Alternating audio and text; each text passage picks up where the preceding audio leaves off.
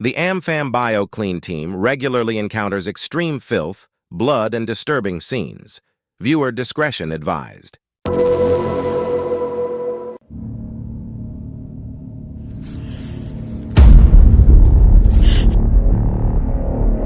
in the fridge. In this family, no one fights alone. Well, my first thought, you probably can't air this, but was holy shit. Oh, we can absolutely air holy shit. They have heard way worse from me. I love that. I did not think that I could do it myself. I knew really quickly and was very clear about the fact that I couldn't do it myself.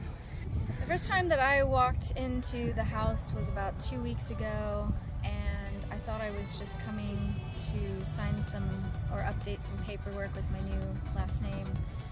And walked into the house, and at first, actually, before I walked into the house, I could smell the house from the outside. And when I walked into the house, it was clutter, bottom to top. The smell was overwhelming, overpowering. There were human feces, animal feces, bottles of urine, and just filth.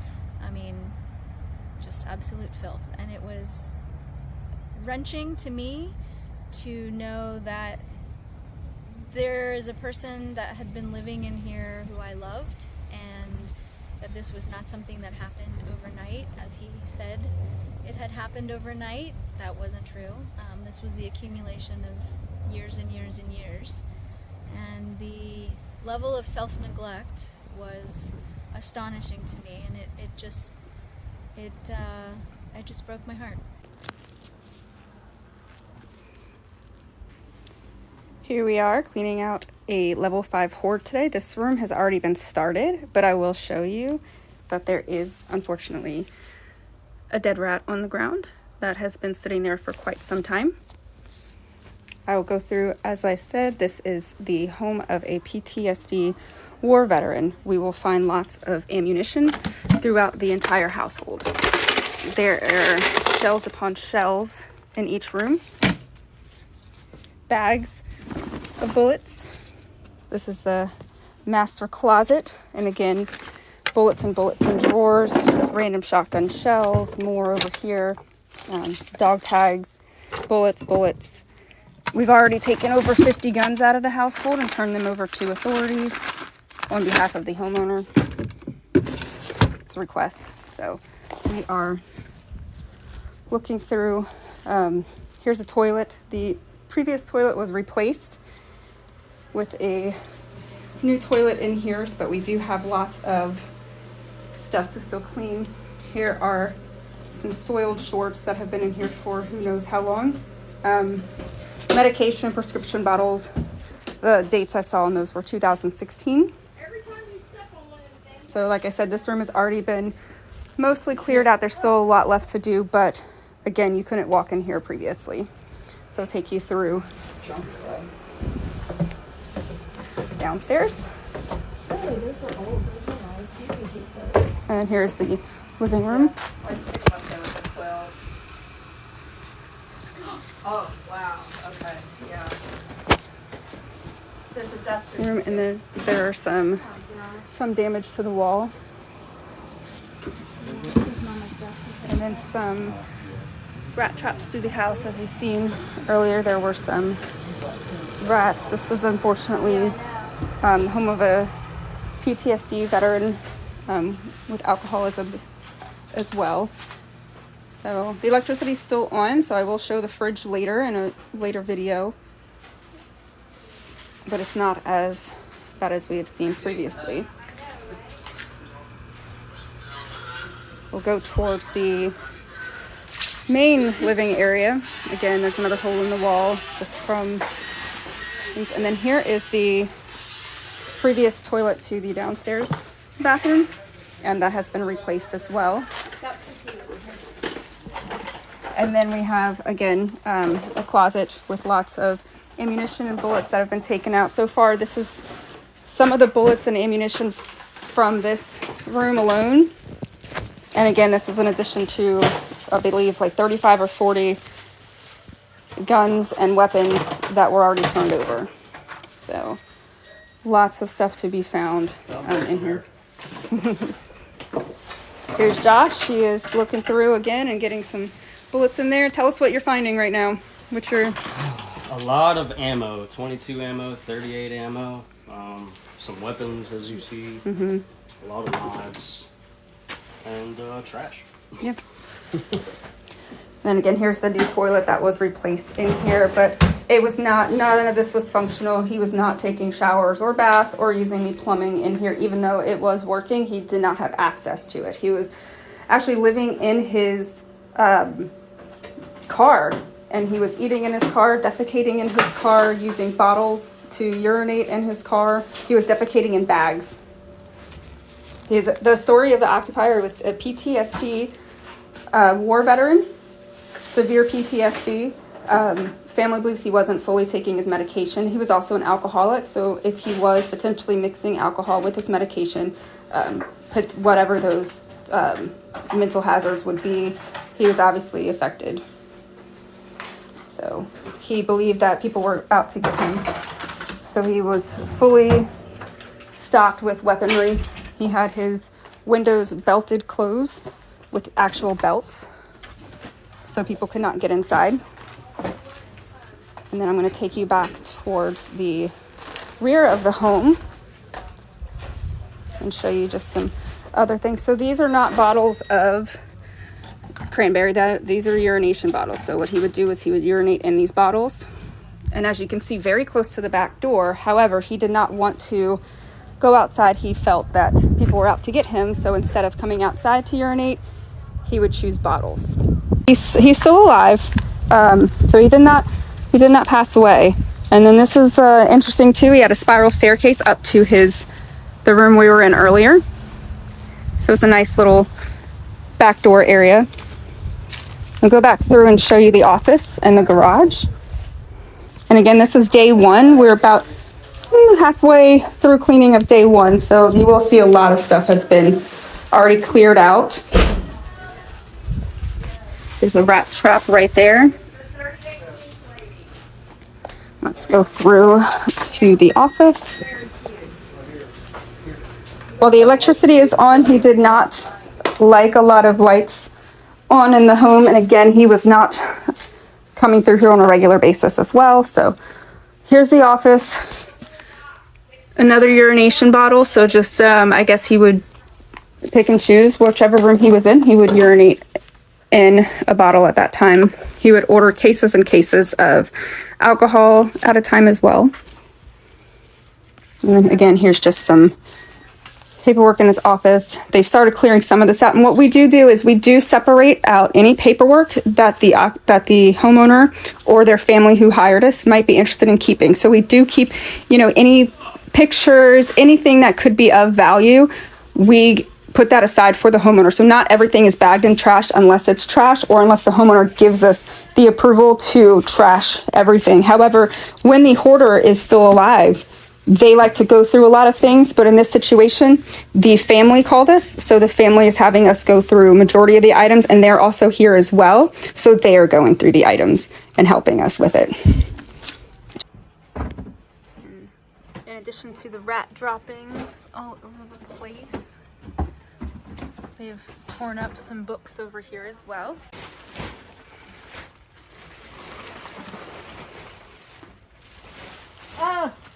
No.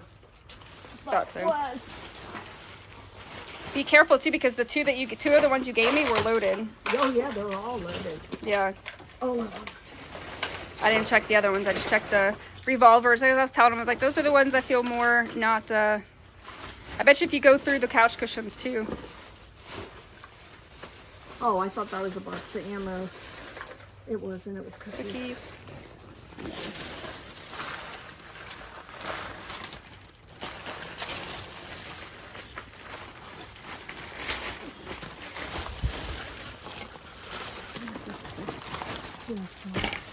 Is that really what that is? Let me see. That looks like it. Yes. Oh my God. It's not, but it looks kind of like it. Let's see if there's anything else. looking for boxes. Not... Those are actually antique. Yep. Shoe wideners. Gosh. Yeah, holy cow.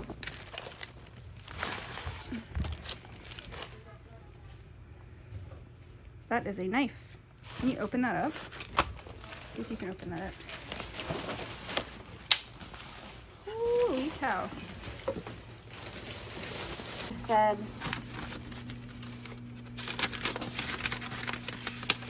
it was just like that. And then what did you find inside of this? Wow. Probably $3,000. Wow. Found more money just in a random envelope. Yep. So I guess you can. Yeah. And how much did you say you guys have? How much did you count it out to be? No, haven't counted it out, but the other day it was $17,000. So over 17,000 was found the other day, and then here's what was found today, which obviously is thousands of dollars as well, turned over to the homeowner.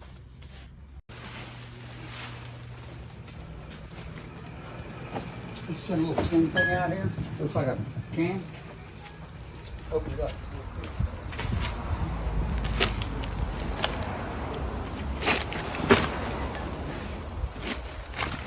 How many dumpsters do you think this job will fill? Maybe two. 2 full ones? Yeah, two. That's pretty big. Yeah. Pile. So we're just looking around, and I came across this box, which has an old gun in it. So actually, what I'm gonna do, Josh, our resident gun expert. But wait, there's more. I was gonna open it up, but I'll let you do it so you can tell me what it is. So this was just found in the office. At least it's in a box. It's a brand new brand revolver. new revolver. Yep, so I don't think we have to worry about it being loaded. Okay, well you never know. I don't know.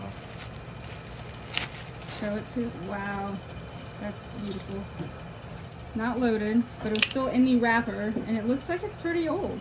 Yeah. The box itself looks old. It feels like wood, so it's got a wooden handle on it. Wow. Not that plastic. We'll look up bullshit. we'll look up the value of this one later and update it with the video when it comes out. This one out. It was buried under some cushions. That's a pellet. Just found another gun. Oh, fantastic. Oh, lots of progress made. Yes. Oh, I Perfect. sent you progress stuff today. Perfect. Do a walkthrough. Just need some more stuff for. Yeah. Hi. I'm coming. I'm just doing my walkthrough.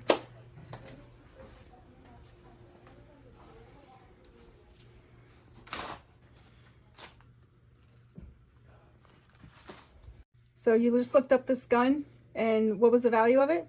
It is an auto and burger gun from Ithaca Gun Co., New York, and it's 1922 manufactured, worth about 12 grand. Wow, Yeah. fantastic. And it Yep. was just in a bag In a bag. in this floating room. around. Wow, fantastic.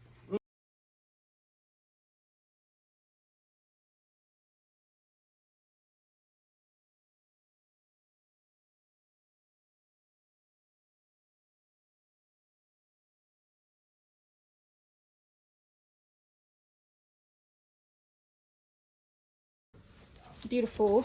This one is another revolver. He's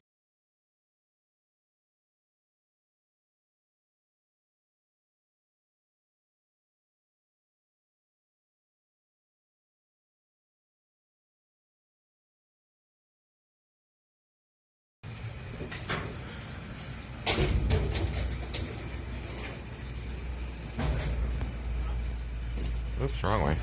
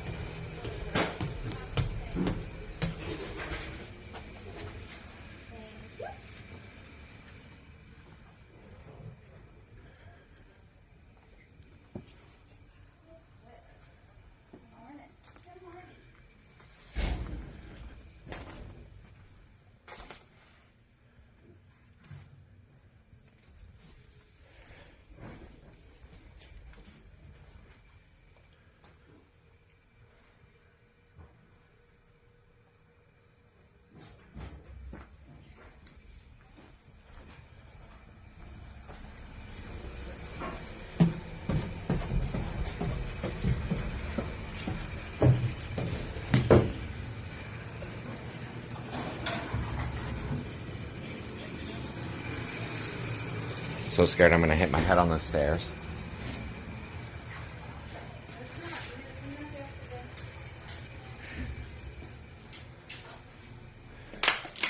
Is there somebody back here?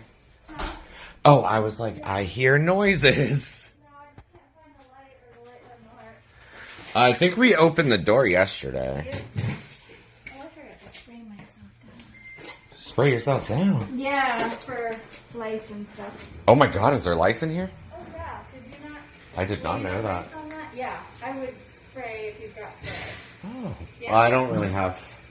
True. I mean, if you're showering every night, you'll probably be fine. Oh yeah, no, I don't skip on the shower.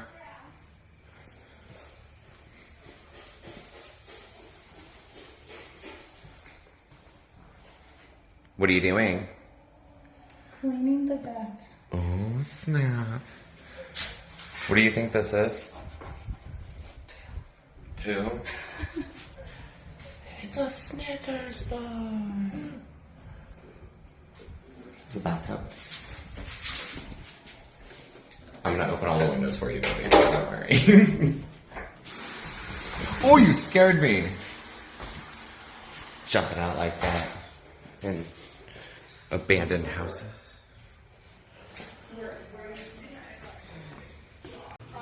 Here's the fridge. It's actually not as bad as fridges we've seen before because the electricity is still on, but you will notice that there are older items in here. Just make that like a McDonald's cup is in here. If we check the expiration date, that's a 12/1/22. It's a sauce, so those usually have longer expirations. Lots of to-go orders in here. This one, no expiration on that. Let's see, something that expires pretty quickly. An expiration date, yeah, see, of August 16th, 2020. And then again, lots and lots of to-go orders just saved in here. And then you can see the mounds of bugs just accumulated on the bottom in here. Okay, and then we'll take a look into the freezer. Same thing, lots of bugs in here. And then just frozen meats, frozen food.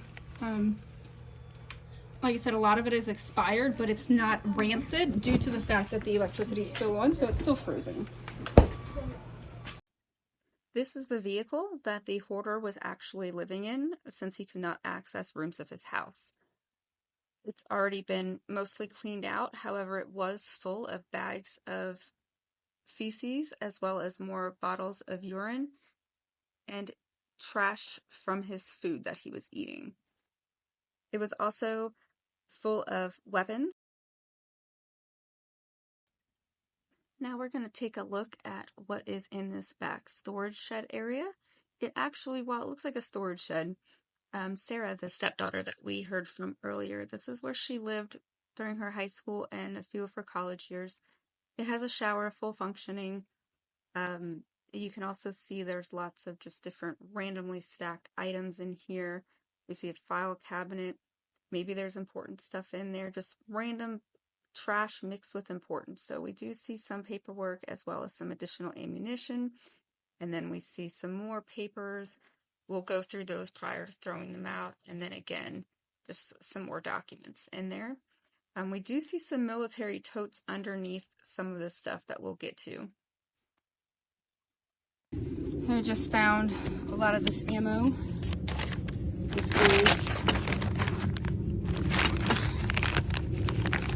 These nice green tip ones. And we also found the receipt for this from 1997. Paid $547 for that. And they've been here in a box since 1997. It's crazy. Boxes, see if there's anything inside. Oh, it's this old army stuff in here. Some boots.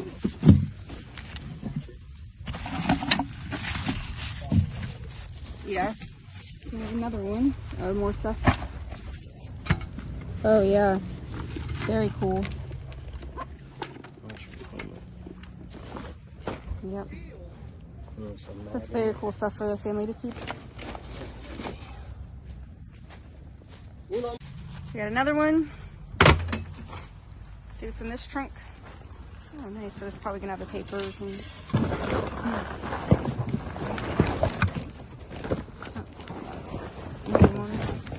Oh, this is Boy Scouts. That is so cool. That is pretty awesome. I did not think that I could do it myself. I knew really quickly and was very clear about the fact that I couldn't do it myself. I was also under something of a time crunch because at that point he was very ill and he was in the hospital, but the things that he suffered were repairable. They were not curable, right? Because he has tons of comorbid issues, but he was going to get out of the hospital, and I didn't know when. And I knew that if he got out before I could get the hoard cleaned up, that first of all, the cleanup wouldn't have happened. Right. And secondly, he would have been devastated and angry, and there were some potential legal ramifications to that. And I knew that if he came back to the house, he would die because he had had some surgery done, and you can't live in this house with an open wound. No. And so I was under a lot of pressure, and I knew that if I was going to clean up the hoard, it had to be done in these 3 days, and which we did, and I couldn't do it alone. I mean, there's no way that I could remove, giant appliances and clean up the outside and clean up the inside and go through all of the things to make sure that we found everything that needed to be found in 3 days by myself in a 2,000 square foot double-decker house. Okay, so here's the last day. We have a bedroom on the downstairs, closet. Things that they are keeping is still sitting around. Here's the bathroom. Not 100%, but they are going to be redoing all the fixtures and everything. The house is going to kind of be gutted. Here's your living room. Big family room. Again, everything here is stuff that the family's going to keep. Kitchen area.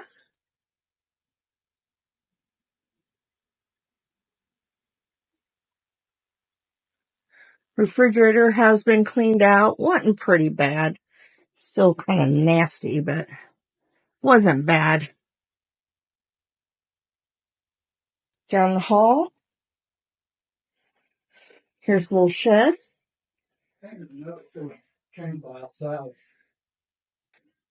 Office. Again, family stuff they're going to keep.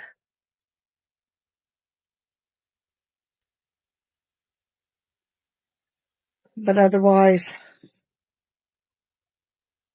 really good little shelf for them to get started on what they need to do.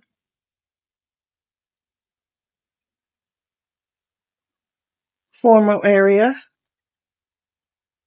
Piano. We did take up some carpet over here because of the rain. Of course, roof fell right there. This is all the stuff the family has to go through. Go up the steps.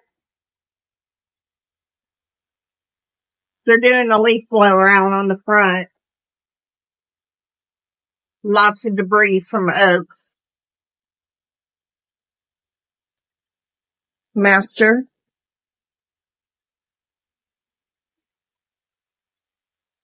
Closet's a little freaky, but we'll look in.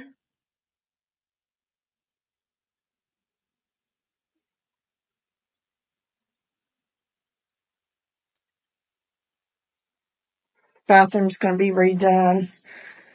So no sense in worrying about cleaning that up too much.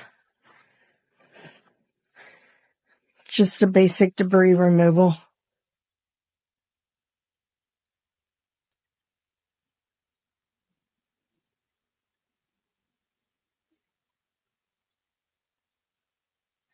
And here's that really scary closet. 100% better than what it was. Christmas decorations, all that stuff was taken out. And again, everything the family wants to keep is here.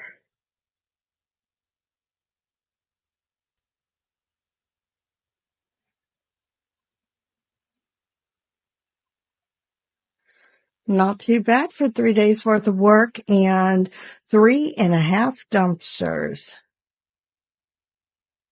What was it like working with us, like our crew? Yeah, good, friendly, responsive. I actually found the crew because the first day in the hospital, I realized what was going to need to happen. And at that point, I was still thinking there might be a possibility of him returning to the home. And that was before we had gotten to the bottom of the hoard and were really able to measure the extent of the damage, the water damage, the mold, the toxic mold. And so I called the first 3 or 4 companies that I found on Google, and I looked at one of the area codes, and it was a Lakeland area code, and I went to college at Florida Southern. So I called that number, and it happened to be Melissa, and she picked up and was friendly and responsive and kind. Y'all were able to get here that afternoon to give me an estimate, and thing was just very professional and compassionate. I think that's a really important thing for people to understand, that hoarding is a mental illness. In my stepfather's case, it was very severe, and it's good to be surrounded by people who are not there to help to turn a profit, although that's nice, but are also there to help you understand. And that understanding of the disease, at least for me, made it easier to deal with the other emotions besides sadness and regret. Those other emotions being, frustration and anger. And Anger is a big part of it. I mean, that's so it's been nice to have other people who are experienced say from time to time, yes, your feeling is valid and you're not alone in how you're feeling. And there were lots of buddy checks during the process, which was really nice. That's what we do. And we get kind of annoying. And it was just good to be able to say, here's our list of things that need to happen. Feel good that I had hired an organization that could make it happen. Y'all are crazy. All right, let's talk about this job we've been doing. We're on the 3rd day of this job. What are you guys taking away from it? Nothing's coming out. No, we're not taking anything with it. Oh no, that's not. What are your mental takeaways, Kyle? Not the items that you want to take from the house. Same way. I think we should take better care of our veterans in this country. This was a veteran, and for him to live like this and not have any help is very kind of disturbing. Yeah, it's sad when he's, I think, 75, Yeah. and he lives the way he lives. Yes. Served our country, and this is what he's handed. boiled down to. Yeah. I took away a nice bruised chin. Yeah, Oh, look at that. You got a little bruise. Oh. Oh, and your whatever that is. Is that your my shoulder? Oh, That's yeah. sexy. It It's Botox. right You here. bust your lip. I tell you what, my lips look good, full. I think I might just have to go and do that. I'll start calling you Joan. Joan, that's fine. What made this job unique? The amount of weapons and cash that was found. That's what I was gonna say. So can you speak to the weapons? What was found? We found Berettas. We found Grenades. live grenades. We found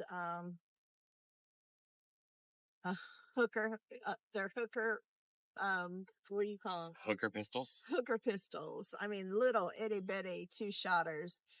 We found a double sawed-off shotgun, several 9mm. We found head beaters. Hundreds and thousands of pounds of ammunition. Yes, thousands of pounds. Full ammo boxes, like war ammo boxes, full of ammo. What was the final gun count? Do you remember? Yesterday, I think we have pulled a total of 87. Sounds about right. Yeah. 87, if not more. Oh my God. And the porn, though. Can we just discuss the porn for a second? Yeah. Because Kyle just added to his collection, so you lied earlier when you said you're not taking anything home. damn it. I do. I collect Playboy magazines. He does. Yeah. And yeah. There were some good ones up there too. There were some good ones up And there. I got some nice vintage fabric for quilting. So Oh, nice. yeah, that's pretty cool. You and your craft. And now the other thing that made the job unique was cash. Let's speak to the cash that was found. Oh my gosh. I 30. think Josh found 12 grand inside of a box full of rocks. And they found what, 18,000 before we even got here. Yeah. There was just wads of cash. She said it's between everywhere. 30 and 40,000 is what she found. Yes, I found $5 and gave it to her. Yeah, the $5 holla, make you holla. Make you holla.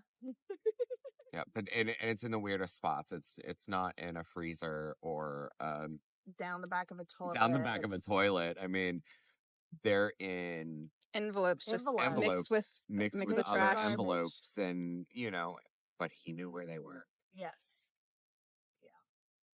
Interesting. Why? That's interesting. Anything else take away from this job or to speak to or mention? If you feel the need that you need the help, seek it, because Absolutely. Reach out. Even if it's just one phone call. Just reach out because we're always willing to talk. one phone call Goes a long goes way. a long way. Beautiful. Is there anything else that you want to say? I think for me, the takeaway is that this isn't just an issue that affects veterans, of course, though I think any kind of multiply marginalized population is more at risk for, succumbing to the effects of hoarding disorder. And I just really hope that testimonials like this, the show, leads people to understand how serious it is and how frequent it is. It affects, I bet if I walked around this lake and I was allowed to go inside to people's homes, I'd probably find someone with hoarding disorder 1 out of 6 houses. Absolutely. And so we don't know very much about it. We know more than we did 20 years ago, but it's a very little studied aspect of psychology. And I wish more research and funding went to it. And I think that the more that we talk about it, the more that we know about it, the more that we can bring these sort of hoards to light, as Awareness. bring awareness around it, veteran or not, then I think the better. It's a disease or a mental illness that is filled with a lot of shame, both for the family and for the person with the disorder. And I think that's part of why people with hoarding disorder remain secluded and distance themselves from friends and family, and why it takes so long for people to intervene. It's not that they don't want help, and that's a huge myth. It is. They absolutely want the help. They just don't know how or where to Right. find it. Because that is, part of the disorder. And the judgment. And part of the disorder diminishes that executive functioning that we take for granted.